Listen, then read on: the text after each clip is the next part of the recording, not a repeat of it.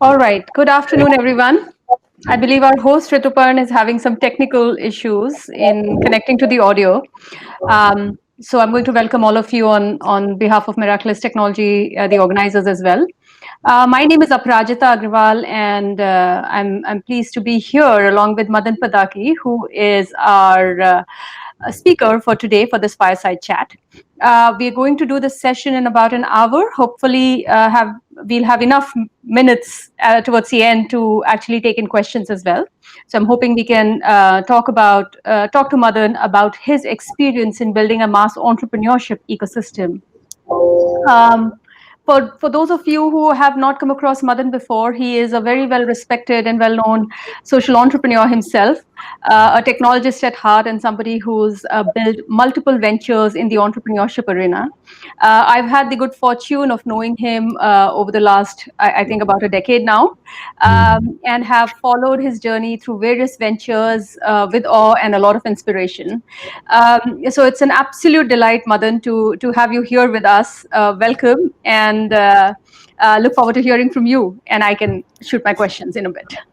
Thank you so much, Aparajita, and it's equally an honor and delight to be in conversation with you.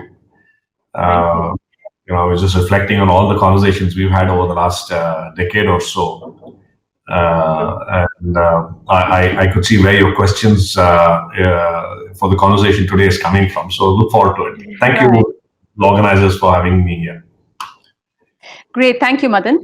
So I'm going to, I think the stage is really Madan's today. I'm just going to be the anchor, the sutradhar to ensure that we get the full story and we get all the tips and nuances of entrepreneurship from his discussion. Some of you who are familiar with his work and who might get more familiar with the work that he and his co-founders do as part of the Global Alliance for Mass Entrepreneurship would know that Madan is really passionate about building entrepreneurship at every level, and specifically with communities that are working at the grassroots with people who are operating at the fringes or do not have the right resources at their hands. So I'm going to ask him, Madan, what's different? How's mass entrepreneurship different from entrepreneurship? Can you demystify the concept for all our listeners? Sure. Yeah. Conceptually itself, this came out, we've been thinking about this the last few years. And so if you look at the entrepreneurship spectrum, and for those of us who are in the metros, let's say at Bombay, Delhi, or Bangalore, when you say entrepreneurship, the first visual imagery that comes is the tech world, that you're building something at scale, platforms, whatever, which are not necessarily job creating, right? It's seen as a top of the pyramid, elitist kind of an approach to entrepreneurship. On the other extreme, if you were to sit in the offices of various departments or ministries of MSME, you're looking at the other end of the spectrum, where you're looking at a lot of the folks who are self-employed, largely as beneficiaries, right? And as necessary entrepreneurs who got into doing some things on their own because there was nothing else to do, right? Now, one of the things I've been working on over the last couple of decades, when I started on Moderator, is youth and employability and where do they go into jobs and stuff like that. And that's the lens we started looking at when I co-founded Head and Life Foundation as well, that how do you really take youth and create transformational pathways for them? I've always been fixated on this problem of where will they find work? Where will we get them to find economic opportunities? And the numbers are staggering. Right. Of the 500 million people who are supposedly in the workforce in the country, less than 10%, about 50 million, have a job where they get a monthly income, a paycheck with social security and stuff like that. Yet every youth I meet aspires to be in a job, right? And India is supposed to add 150 million youth to the workforce the next 10 to 15 years. Wow. And if, let's say, the economy grows dramatically post-COVID, we are able to grow at 8-10%. Maybe that 50 million can grow to 75 million formal jobs. But what happens to the remaining 125 million youth who have qualified, so to speak, who have some skill or the other, who have aspirations like everybody else? And when you try to frame it in that way, you see no other way where amongst that 125 million youth or others, can you create 10 to 15 million enterprises, smaller enterprises that can create 5 to 10 jobs each? Right? And that's one possible solution set. So when you frame it that way and look at it from that angle, we need to create a large number of enterprises that are job creating, at least 5 to 20 jobs, and that we call as the missing middle. Because today, amongst the 111 million people who work in the MSME space and 68 million odd enterprises that we have, 94% of them employ less than 3 people, which is one plus another one more person, who could as well be a family member. So we have a huge number of micro enterprises and very few in the middle. And of course, we have the larger, some 19,500 odd registered enterprises in that whole listed enterprises in that whole large spectrum, right? So our belief at G.A.M.E came from the fact that what if we energize the ecosystem to be able to produce more firms that can go on to create 5 to 20 jobs each. And this has to happen in every nook and corner of the country. So the mass entrepreneurship word itself came from an inspiring book by a Nobel laureate called Mass Flourishing.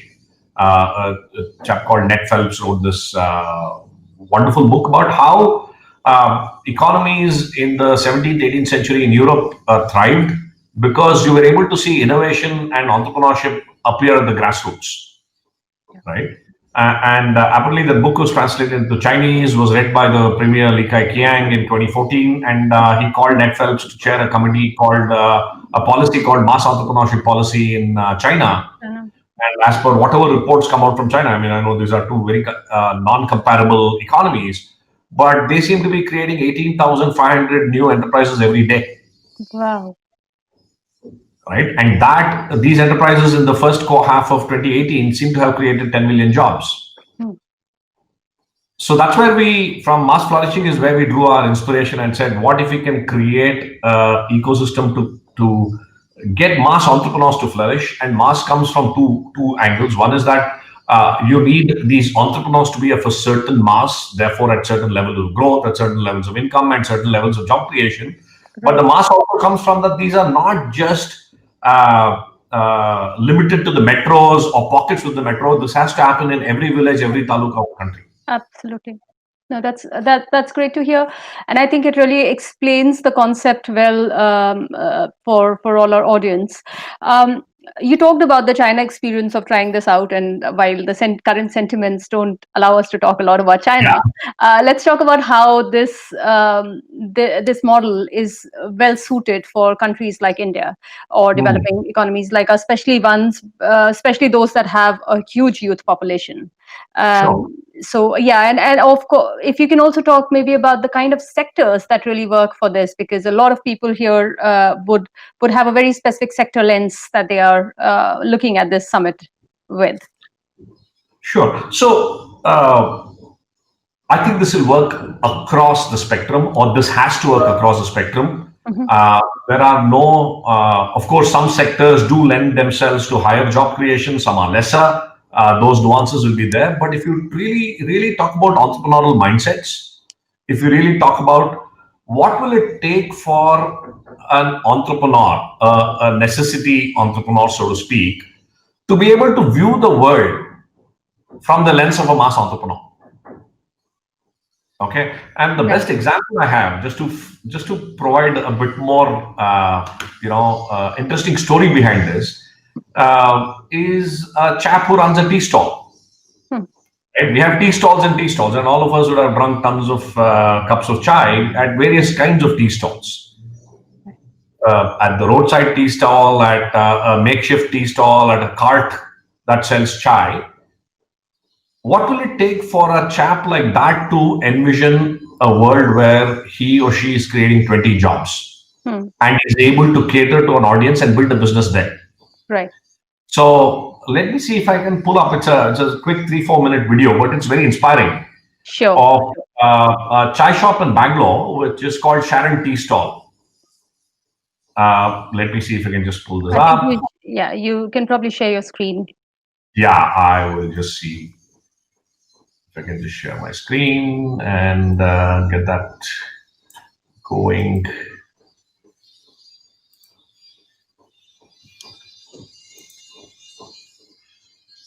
Sorry, let me, okay. I'm just trying to open that. Give me a second. Meanwhile, our audience, if they have any questions, can type in their questions on the tab to your right of to the right of your screen. There's also a chat box. We'll continue to type a few things here so that you can all look at that. Okay, let me see if I can get this going. Sure.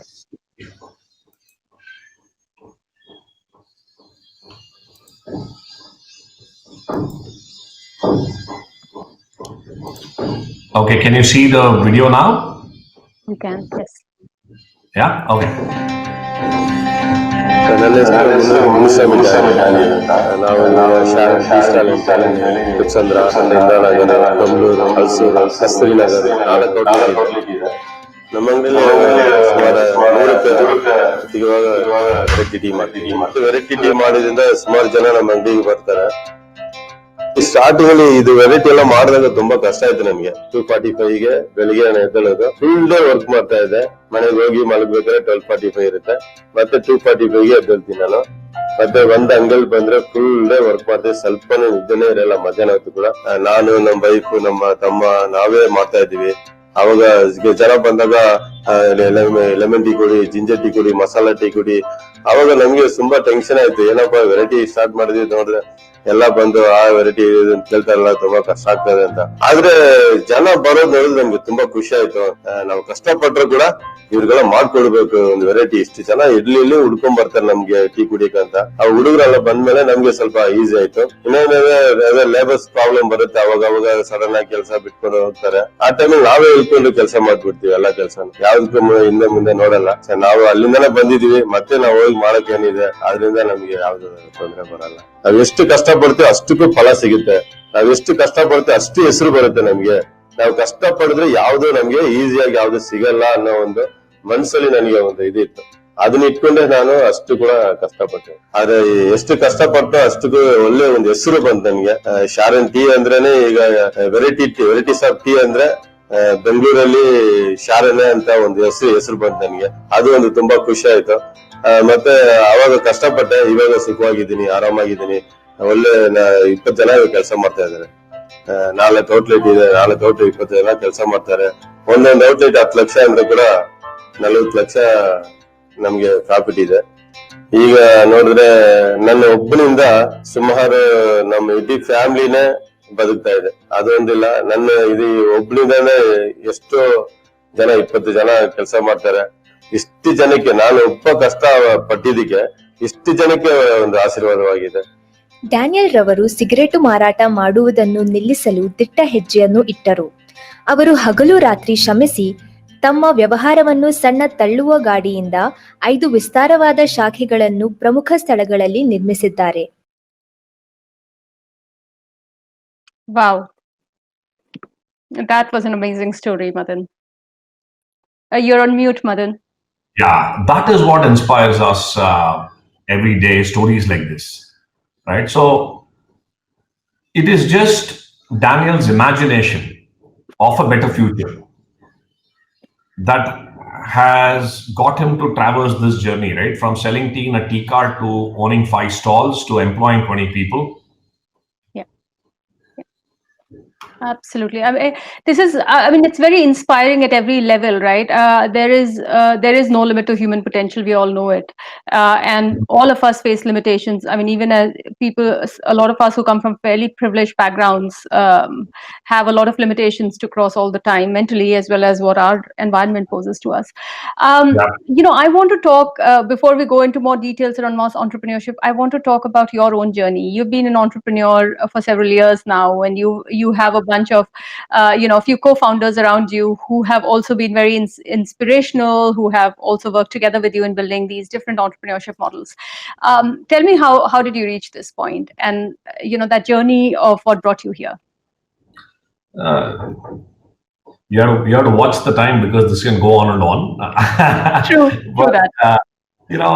I see a Daniel in myself, because when I started out on my entrepreneurial journey 2 decades ago, actually Metatrack completes 20 years in August.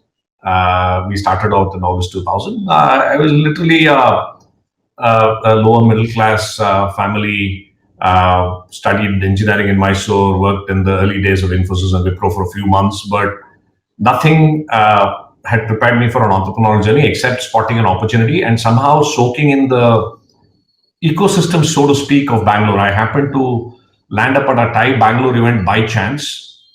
Realized that, listen, there are so many people who are writing business plans, who are talking to VCs, who are raising money. And I realized, hey, if these guys can do it, why can't I do it? Right?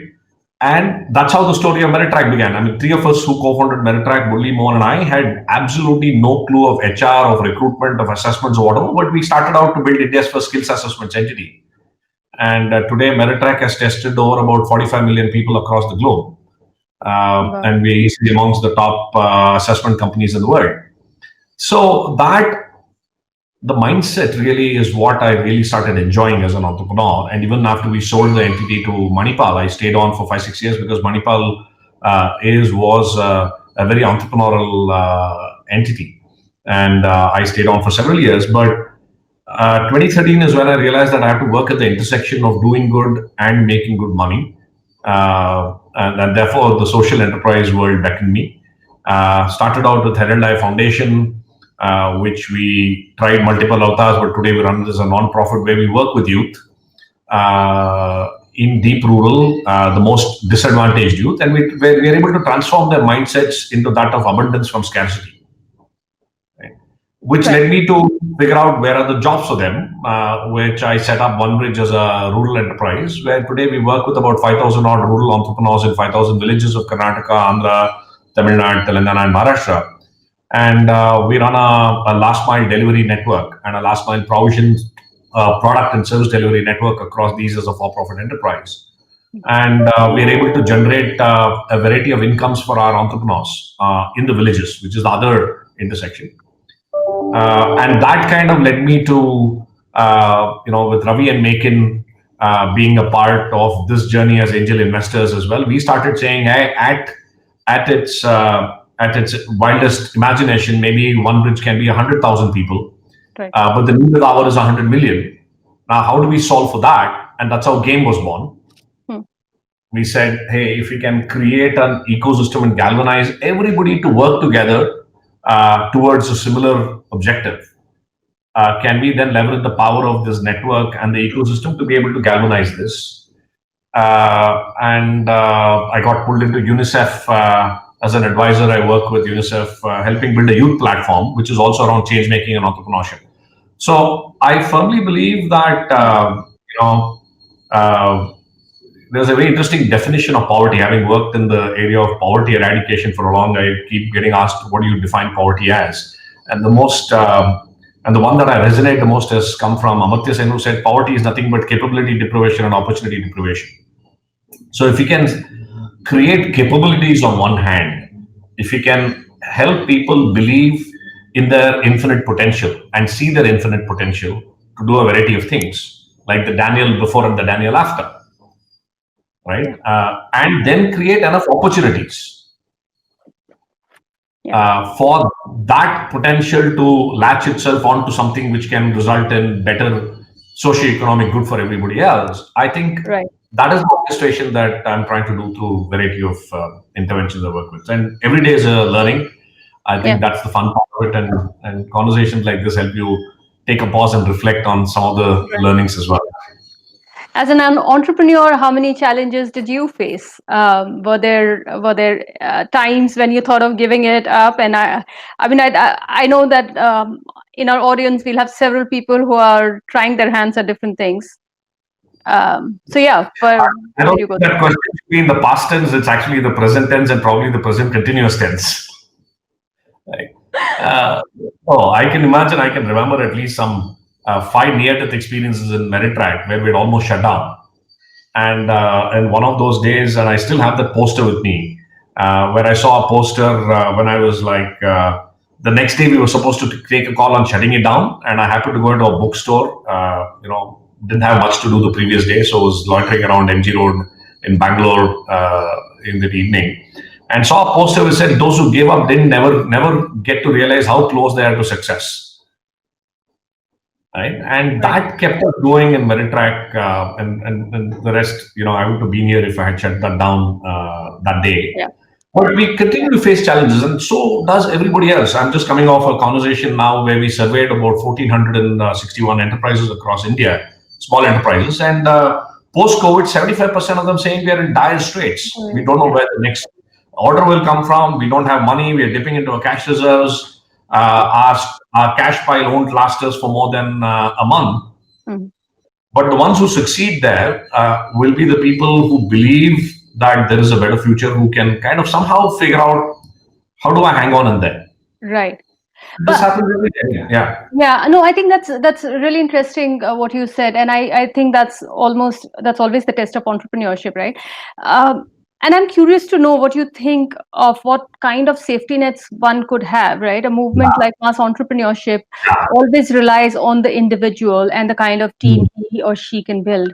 How do we ensure that if a crisis like this happens again, or even with the ongoing crisis, we don't know when it's going to end. Clearly, I mean, it puts a lot of stress on the individual, on the entrepreneur or the team of entrepreneurs. Exactly. How do they navigate this? What is that the ecosystem or the environment is really doing to build more resilience? It's a very, very pertinent question, especially when we're thinking about it as an ecosystem. The way we think about it at G.A.M.E, again inspired by Ned Phelps, is that you need to look at it from 3 perspectives. One is that, so we call it as a seed, soil, and climate, right? The seed is the individual, right? How strong is the seed? How fertile? How much of fertility can it absorb, so to speak, right? Which is all about the individual. So it's about entrepreneurial mindsets. It's about resilience. It's about opportunity spotting. It's about how do you prepare the seed to be a large tree. Yeah. The soil is the local ecosystem in which the seed is, right? Which is all about opportunities in that region, which is all about local ecosystems, which is all about the role models and the stories that you grow up hearing. Right? How are you exposed? What inspires you? What inspires the seed to grow happens in the soil. But the most critical factor also is the climate, which is the larger set of policy level issues that needs to be in place so that the seed can thrive in a soil that is conducive. Right. Which is about how easy is it for people to get a loan? How easy is it for people to do business? We were we're actually working on a large project called Ease of Doing Business, and you realize that, hey, to run a bakery or run a restaurant or a small shop, you need 24 to 36 licenses. Yeah. Right? And by the time you navigate the maze of getting all these licenses, you're a dead man.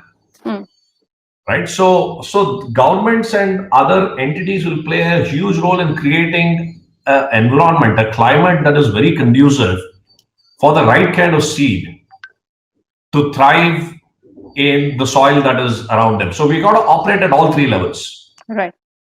So we got to work on entrepreneurial mindsets in schools. At G.A.M.E, with our partner G.A.M.E, Mekin, my partner runs G.A.M.E, where we are working on entrepreneurial mindsets in schools. Delhi government is the first government to introduce these entrepreneurial mindsets as a curriculum. Across all the 1,200 schools, and 7.5 lakh kids are actually doing the first hour of the day without any textbook on doing experimentation in entrepreneurial thinking. Yeah.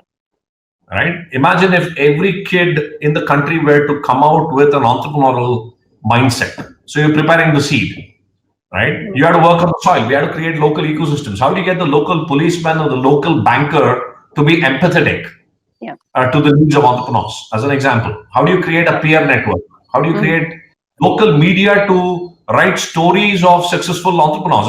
I'm sure if Economic Times were or whatever, right, the Kannada equivalent of an Economic Times were to carry Sharon's tea stall story on the front page, it'll inspire thousands of other tea stall owners to say, I can be like Daniel. Absolutely, yes, yes. So yes, there is the inspiration. I think there is the need for this environment that is, clearly working at every level. And earlier you talked about, poverty as being the absence of resources, opportunities, and resources. On the opportunity side, how does, say, the game model differ, or how does it contribute to creating opportunities for an entrepreneur? And I think more specifically, I want you to talk about how do you think the skills that you help these entrepreneurs imbibe is transferable, because hopefully, if they're successful at the venture that they are trying to build, great. If they aren't, we would want them to be able to never give up and continue to work on other ventures. So how do you work on that aspect?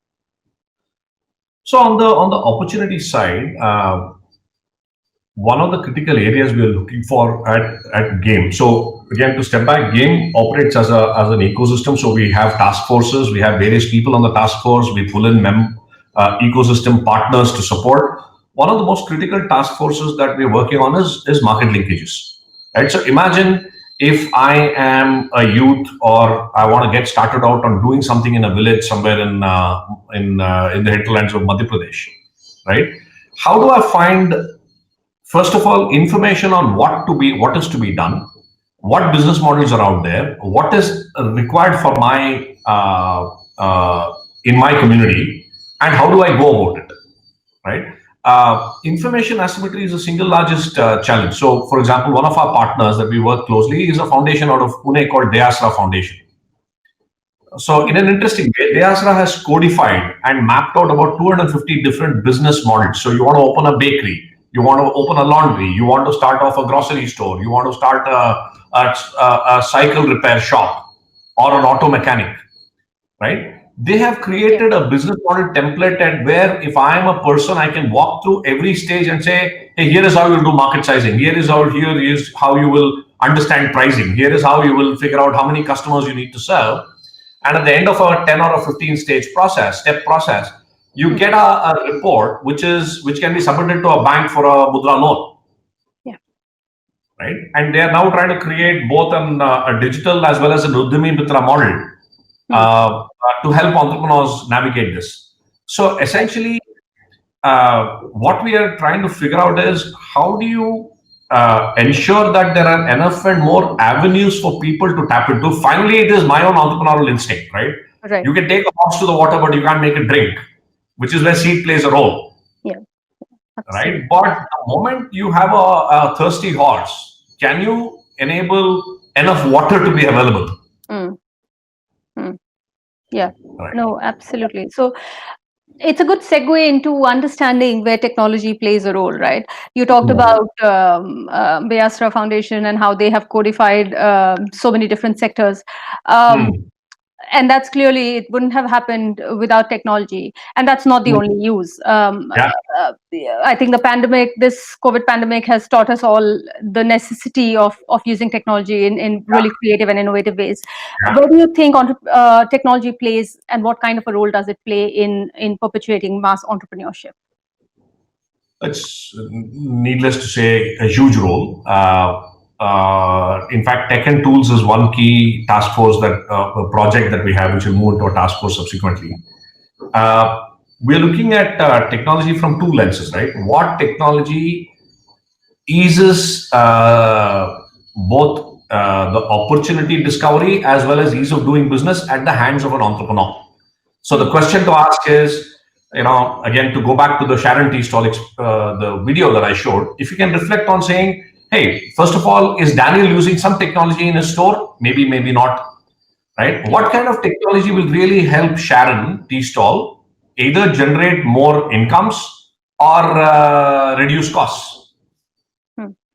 Right? So that's one stream of work that we are talking about. How do you bring a variety of partners together to use technology? Just to give you an example, one of our partners is Seva, the famous Seva. And we realized that their women members are not really using that much of technology other than WhatsApp or SMSs. So we partnered with Microsoft, and we are now been working the last 6 months with Microsoft and Seva to help the women entrepreneurs use Kaizala, which is a very interesting tool of Microsoft. And feedback is going to Microsoft from these women on how much, in what features they would want, what features they don't want, and how can it be made useful for them. Right? So this is one stream of work. The other stream where I think technology will play even a bigger role is for all of us who are in the ecosystem, how are we able to see the same thing and not reinvent the same wheel? Right? Yeah. So for example, you might be doing some work on mass entrepreneurship somewhere in Bengal, and I might be doing something in Karnataka, right? And if both of us don't know each other, I might be reinventing the same wheel that you have tried and worked or failed before. Yeah. So the biggest thing that we're trying to do is how do you create a discovery and an information exchange model where every entrepreneur, anybody who's working with entrepreneurs anywhere in the country is able to discover and reach out to people and build that collaborative system together. Right. I think it comes down again to a larger ecosystem environment piece as well, right? How do you line up the right set of partners around you? And that could be at the entrepreneur level, but also at the level of where G.A.M.E operates, which is at an ecosystem level. What kind of partners you want? Where do they come in this whole equation? And how do you align the incentives that they have? Because each of them comes from distinctly different point of views. So any thoughts around those and how you have navigated them? So that's a very pertinent and important question. And my guru and mentor, one of them is Arun Myra, whom you might know well. Arun keeps talking about that before we attempt anything which we have to drive change, this is a complex adaptive system. Right? This is not a simple system, not a complicated system, but it's a complex system. So the first thing that we are trying to do, that one has to do, especially in times like this, is how do you map out the system? There are many actors. There are governments, there are corporates, there are philanthropic foundations, there are entrepreneur development organizations, right? There are grassroots NGOs, there are industry associations, right? So one of the things we've been trying to figure out the last 2-3 years is how does the system work together, and where are the interlinkages broken? And therefore, what needs to get fixed by whom, and by fixing what do we get maximum leverage? That's one perspective. The second thing that we're realizing at an ecosystem level is that if the ecosystem is not learning together, we're not progressing. So our focus at G.A.M.E is for the first 2-3 years, we just want to focus on learning. What are you learning? What am I learning? When we put this together, what can we learn together? Yeah. Right. Which is the second element. So there's a huge amount of focus on learning, and I would request all the folks who are tuning in, I assume that they'll be interested in this topic in one way or the other, is to actively suss out learnings from your own journeys and share it with the system, and it could be in any form, but G.A.M.E is one such. And just to give you an example, Aparajita, this was an interesting experiment we did, especially as COVID lockdown began. One of the biggest red flags we saw was, listen, businesses are going to go under. Well, there is a health side, there's a massive economic impact. How do we mitigate that? So the last 70 days, we started off an initiative called 60 Days, 60 Voices. Every day we brought a voice from the ecosystem and we asked, so what do you think is happening? What are you doing? What do you expect others to do? Just 3 questions, 10 minutes. Right. And we got 60 voices every day. And now if you look at the richness of conversation there are at least some 20 ideas, brilliant ideas that are lying there. Right. So I think if you can wear the learning hat, the third hat that one needs to wear clearly is a collaborative hat. that the C word obviously in this space is not competition but collaboration, right? I was about to say obviously not China, but that's a separate C word. But how do we really collaborate? Because a lot of us end up doing lip service to collaboration. Yes. Right? You and I meet and say, oh, but we need to work together. And I go back to my world, you go back to your world, and both of us forget what we have to do, right? Right. Can we take conscious collaboration as a critical factor, and can we really start building the things together? Because only then can we solve this mammoth problem. Yeah, absolutely. Do you see resistance coming in from some of the partners that you try to bring on board? I mean, just as an example, if you're talking to investors and they're expecting a certain return, clearly mass entrepreneurship may not be at that level of evolution at this point, or may not generate those kind of returns. Do you see? And that's just a proxy for an example that I wanted to pick up. Do you see resistance, and how do you actually work around some of these challenges? Oh, absolutely. I mean, we see resistance at all levels, right? What we're attempting to do, especially when it's not true of G.A.M.E, but on any collaborative ecosystem that you need to build, is you need to move the needle from self-interest to enlightened self-interest. Yeah.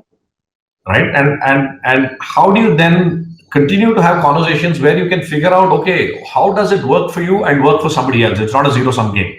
Right. And how do we move into a system where everybody is thinking like that? We've been fortunate to have a group of around 100, 120 partners who are clearly on that enlightened path. Right? Now, how do you grow that 100 to 1,000 to 10,000 is the key. Yeah. I think I come from the Gandhian principle that at heart, at the core, everybody wants to do the best for someone out there. Right? And everybody will operate at the highest level of goodness.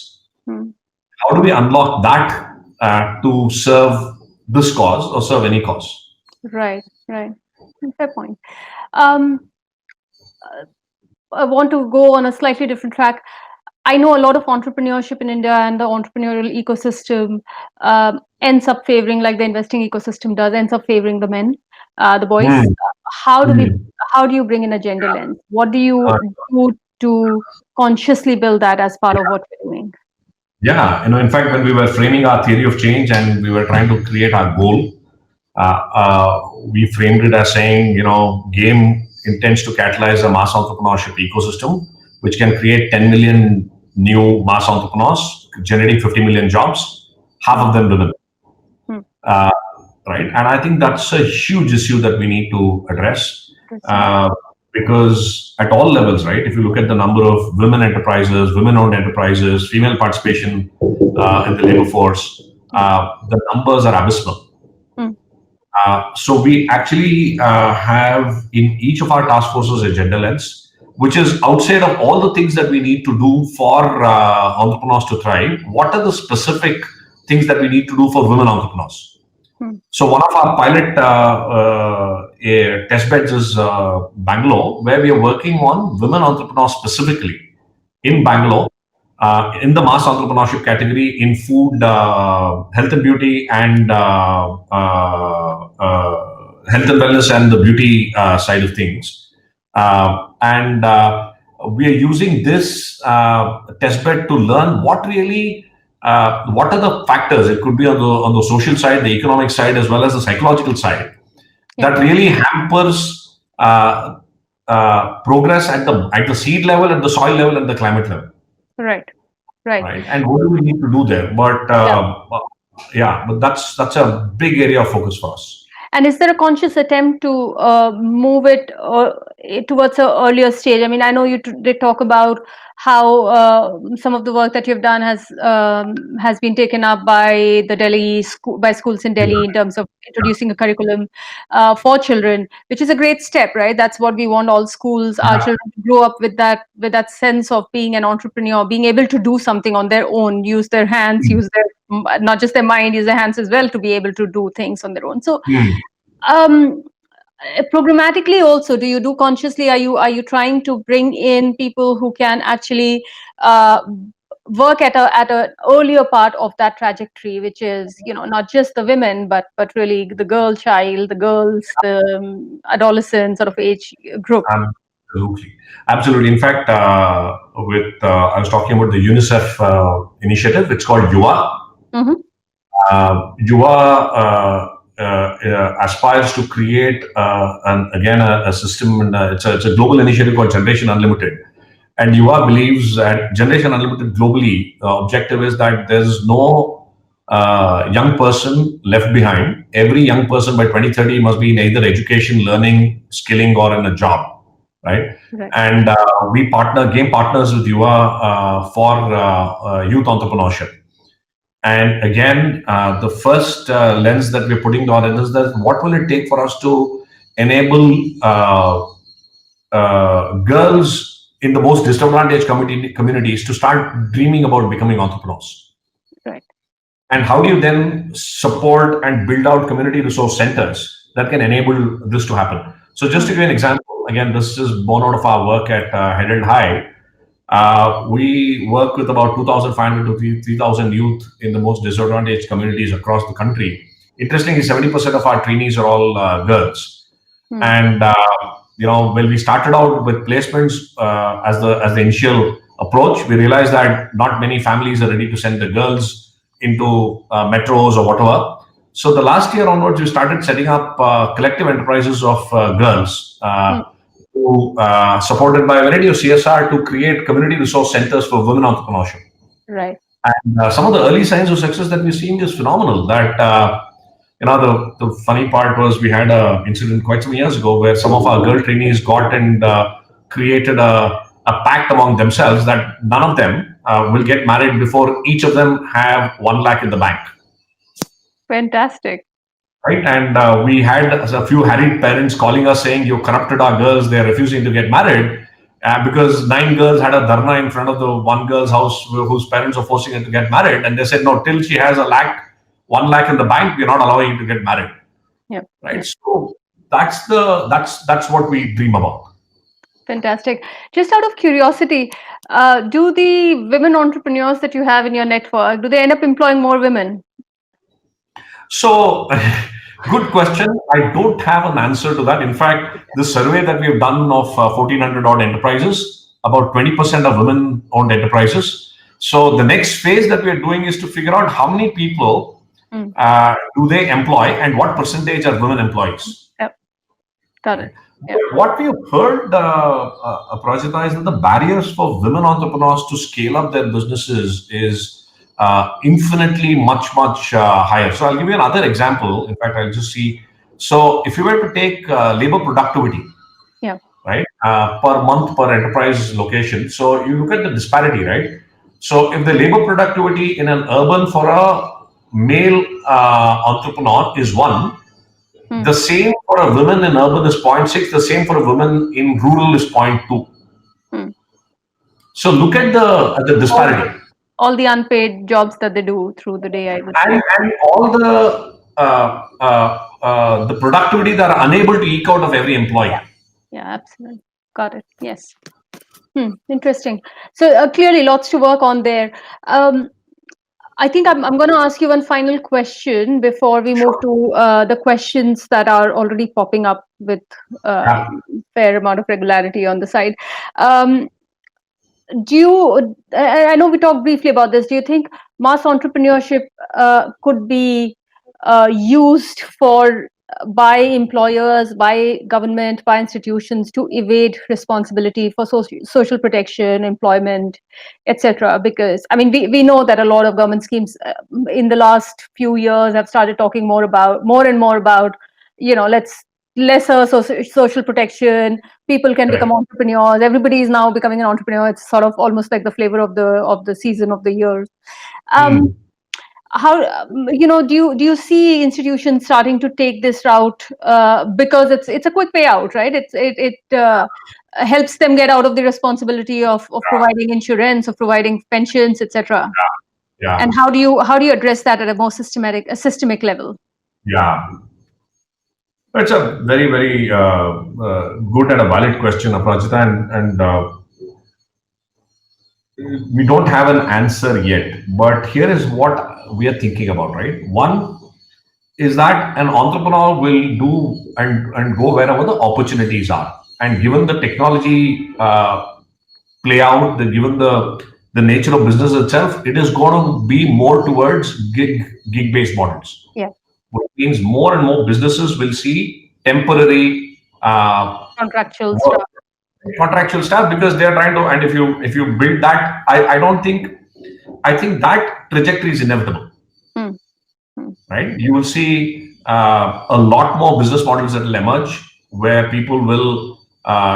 So in our training, we don't even say 5 to 20 employees. We say 5 to 20 others, income generated for 5 to 20 others.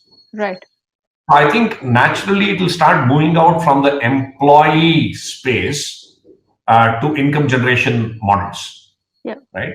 Which means the onus of creating social security networks and creating those safety nets will be either on the individuals themselves, right, and or with the system, with the state being to play that role to make sure that there is enough and more safety nets for people in this process. And maybe there'll be newer forms of safety nets that can get created, and newer forms of funding those safety nets itself. Right. True. And I think there is potentially an entire space for new kinds of models to come in there, right? It's absolutely. I mean, if I'm paying 2% GST, can the government say instead of 18% you pay 2% more, and I'll use the 2% to create a social security pooled amount? Yeah. No, absolutely. Okay. Fantastic. So I think we have about a little over 10 minutes, 12 minutes probably before we end this session. So I'm going to pick up some of the questions that have come here. One, obviously, there are a few questions where people have asked you to rename the book and the author you mentioned about mass entrepreneurship. And I didn't type it because I didn't want to get it wrong. Sure. But I think it will help our users to know that. It's an author called Edmund Phelps. And the book is called Mass Flourishing. So if you just Google Mass Flourishing by Ned Phelps or Edmund Phelps, I think, is a 2006 Nobel laureate. And so that's a quick and easy answer. Yeah, I've typed it. I'm hoping I've got the spellings right, but probably. Sure. Yeah, something around this. Otherwise, Google should be able to help you all find the exact. Then we do have some questions where people have asked about collaborations. To those, people have somebody here, Disha, has asked whether Mahila Bachat Ghat and implementation of mass entrepreneurship by the government is that akin to the mass entrepreneurship model. And you mentioned an example. I think this was the Besahara Foundation. So she's asking the example that Madan sir mentioned.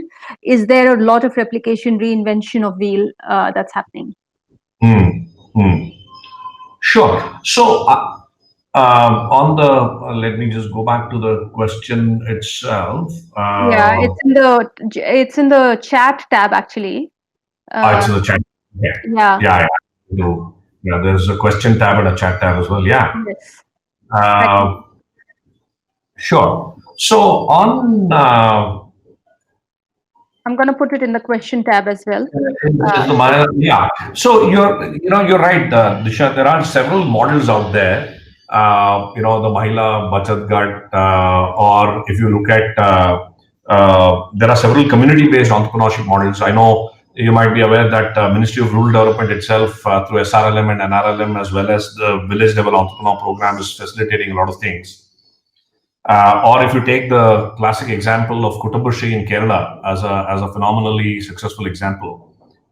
Today, the challenge is that there is no body of knowledge or body of work that has deconstructed these models, figured out what is working and why is it working. And let's say if you were to start something in Nasik or something in Patna, what would a model like that look like, right? And that's what we're attempting to do at G.A.M.E as an ecosystem. How do you really create learning models that will deconstruct some of these models, figure out what's working, what's not working, and our dream is that anybody wanting to start off anywhere in the country should be able to come to us and say, hey, I want to learn this, and we should be able to provide that as an input. Right. Going back to the questions tab, we've addressed the one about the book. Bindu Ivaturi, who's the director of IDER Global, has asked, she says, I have a dream to create sustainable employment for at least 1 million people by 2030 through entrepreneurs, including grassroots entrepreneurs. And she'd like to know more about the ecosystem where she could find help, assistance, guidance, investments. Absolutely. Just come to our site. It's massentrepreneurship.org. And you'll find every work that we do is open source. So all reports, all research that we do, any document that we create is all out there. And Bindu, we're just an email away or a phone call away. I love your dream, and let's figure out how we can work together to make all of our dreams come true.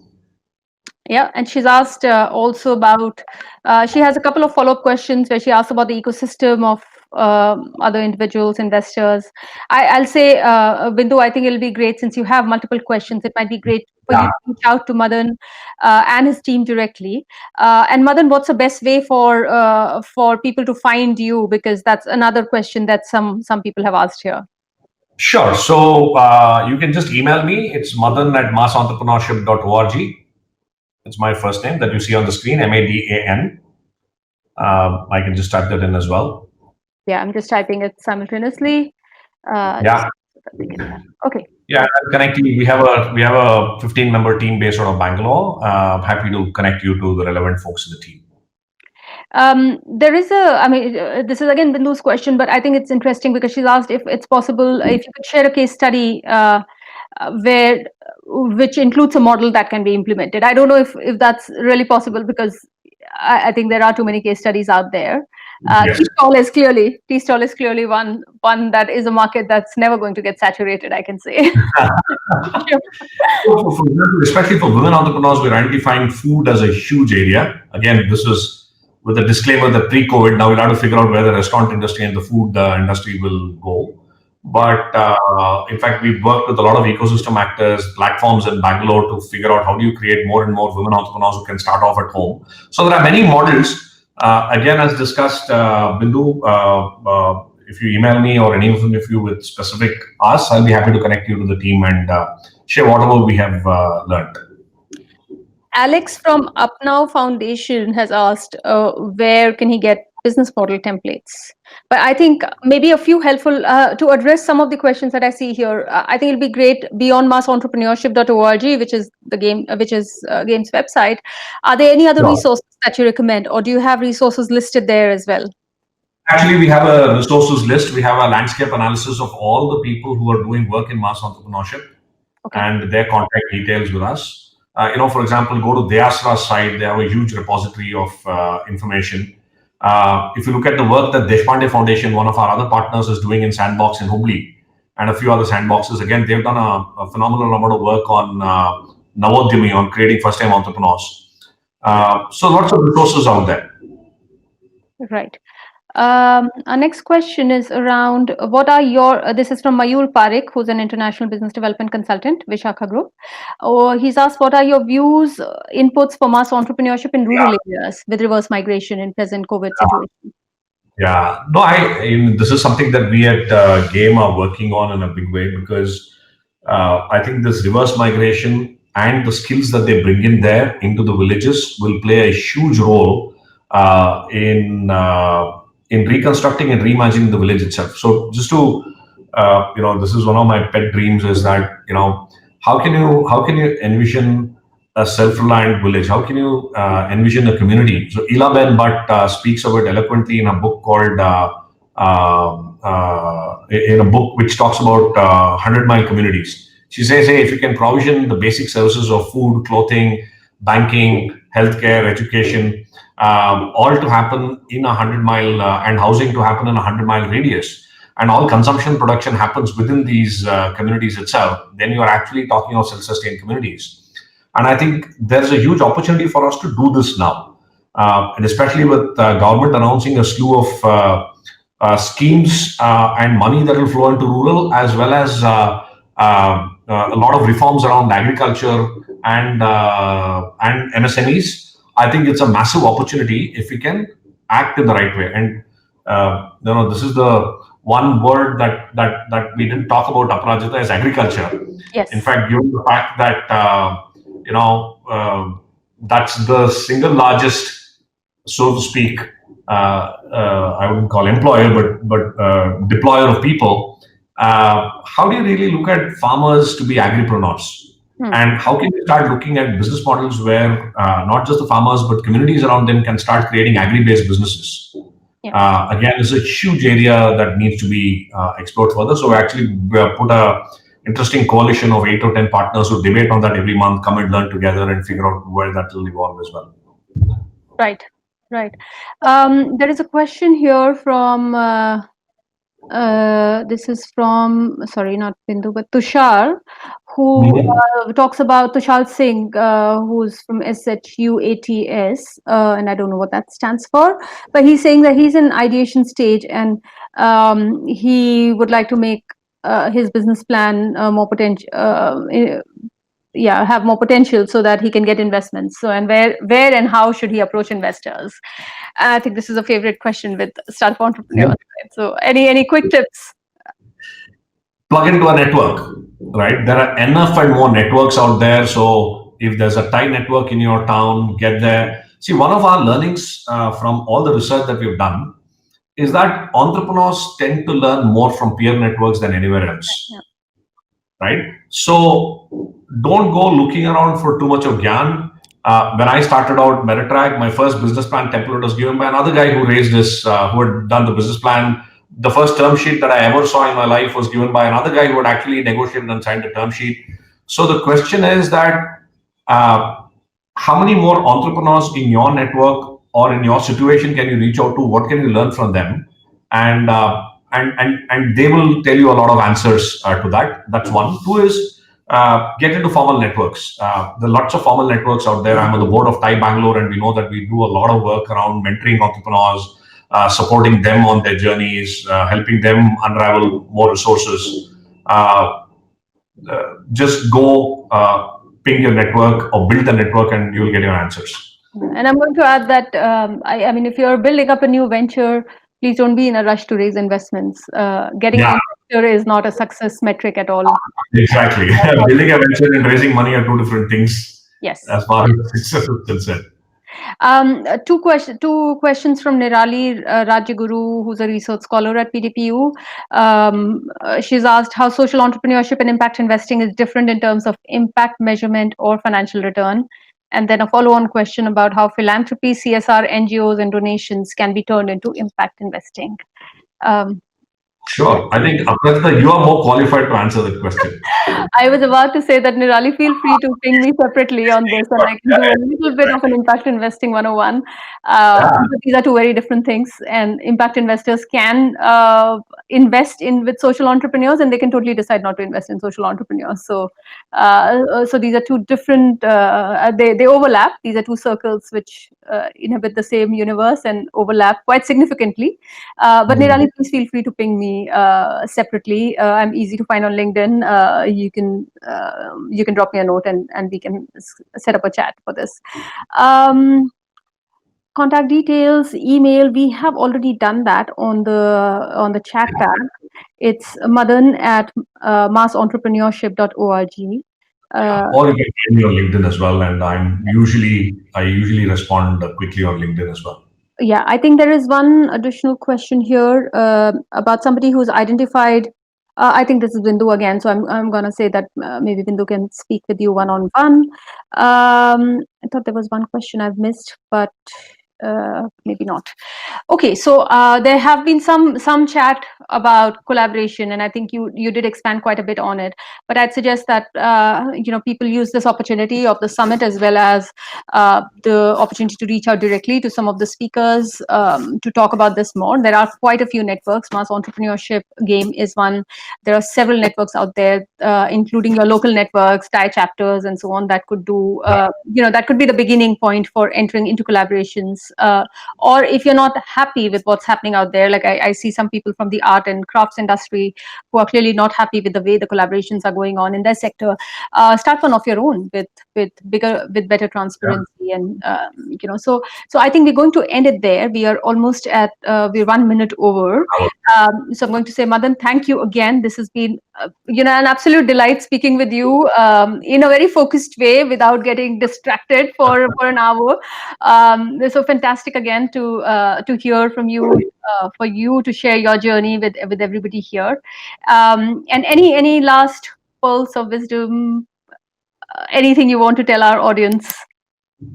No really pearls of wisdom, except that I always keep getting myself motivated to the quote which says that, you just start doing by what is necessary, then do what's possible, and suddenly you're doing the impossible. So just go out and, listen to your heart and act. That's it. And we can all make the world a much better place. Fantastic. Love that. Thank you again on behalf of the organizers and me. Thank you for taking the time and sharing. And I hope our audience can find a lot of new ideas, keep getting inspired, continue the good work that you all are doing. Feel free to reach out to Madan, to me, if you need more clarity on anything. Lovely again. Thank you so much, Madan. And thanks a lot. Yeah, thanks a lot, everyone. Really enjoyed the conversation and look forward to collaborating with all of you. Thank you.